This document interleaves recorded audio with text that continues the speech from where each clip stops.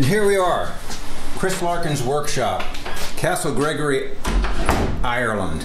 What an exciting place to be, Ken. So what do you want, the guided tour? Yeah, give us a guided tour, Chris. Okay, well you've just come in to what's my dirty room. This is the room where I have the machines, where I do the dirty work, really. It's called the dirty room because you expect there to be lots of dust and everything in here. And there is, although all the machines are attached to a giant sucker over there, which should actually make it clean. I don't have a lot of machinery, but I have everything that I need. I have enough to do all the jobs that I want. Note, there is no CNC. It's all done by hand or by simple stuff. So, go from here through to the so-called clean room, which is where I do the handwork.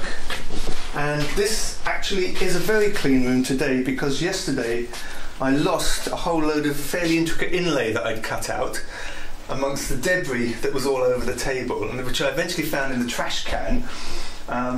So as part of my looking for it, I cleaned just about everything. So this is in remarkably good condition. You can see there's templates, neck templates, tools, hand tools, stuff lying around. Again, I don't have a huge amount of tools. I have what I need. This whole building is an industrial construction, so it has 6-inch concrete floors, has insulation throughout. There is no heating because it's fully dehumidified. That maintains the temperature. It's just enough, so it never gets cold and it never gets really hot. The dehumidifying is, I want to keep the humidity at around I don't know, between 30 and 40%, which means that the timber that I'm using is stable. When we built this place, I did the stuff like having movable trolleys, which are all at the same height, so I can move a piece of machinery or a piece of work onto a trolley and move it to the next stage, rather than me having to carry stuff around where I might hurt my back. There's irony in that, and I'm not going to explain it now.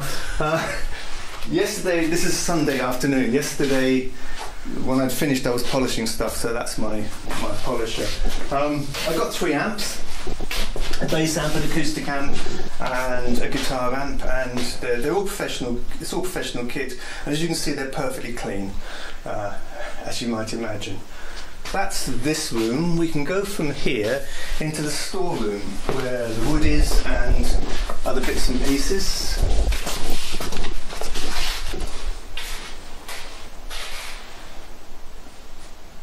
I've lost you, Ken. Look, I'm back! Look, there's another movable trolley.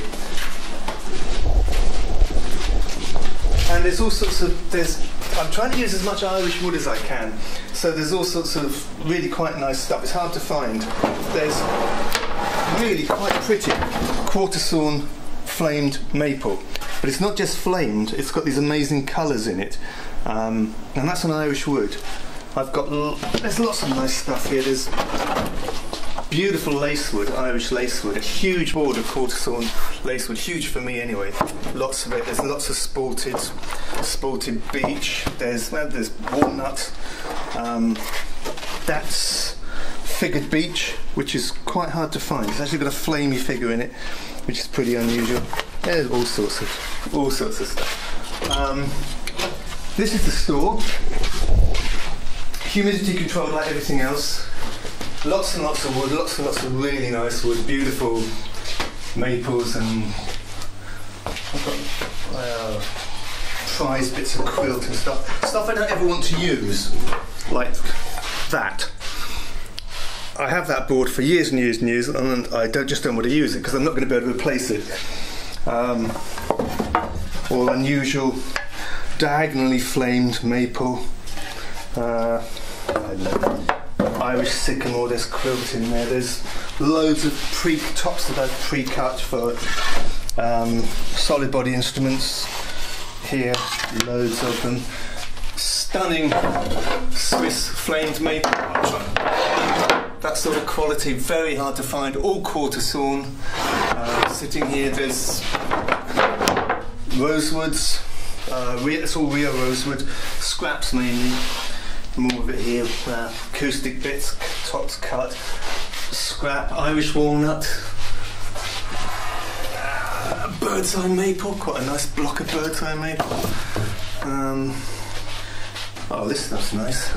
In behind here is that's Tasmanian blackwood. It's got a really fine figure and makes absolutely stunning acoustic guitars and costs about as much as a liver transplant to buy. So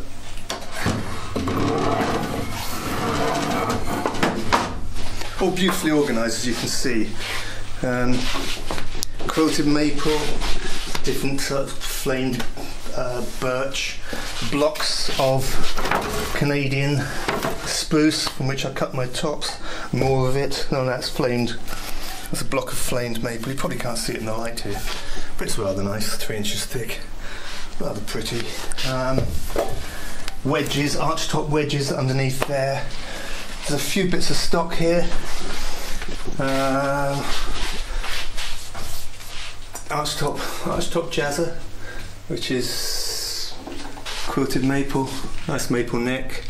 Hand carved top and backs, a Canadian spruce front, ebony fingerboard, just make me an offer.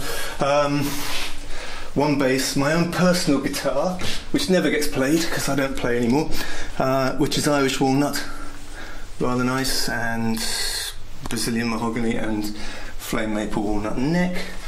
As much as possible, I'm using Irish timbers, so this strange looking pointy thing is Irish maple, flamed maple, with flame maple, apart from the same board in the fingerboard, but unstained obviously. And it's actually a swamp ash back, so it's light, and actually it's got a hell of a sting. It plays really well. That's Irish maple again on the front of that. Well, I've got nothing acoustic in here at the minute. I work according to as the orders come in. I work in batches of 3. So currently I'm actually currently working on solid bodies. Normally, because I'm working to order, as soon as something is made, it's gone. So I tend not to have too much stock. There's one more piece on the floor here, Ken, which is I'm very pleased with, which is my Stealth Semi. And it's a standard, one of my standard semi-acoustic guitars, very thin body, try not to break it, Chris.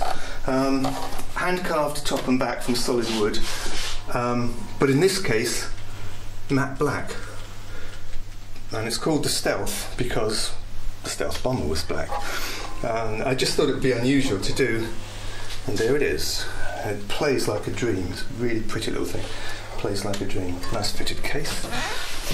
So that's it. The only other thing I could show you, but I can't be bothered, is the spray room upstairs. It's just a spray room, dedicated spray room, where I do all the finishing. So I can match pretty well any colour up there. People will order stuff and they'll send me a picture of something that they like the colour of, and I can generally match it. That's about it, I think. That'll do? That'll do. Okay.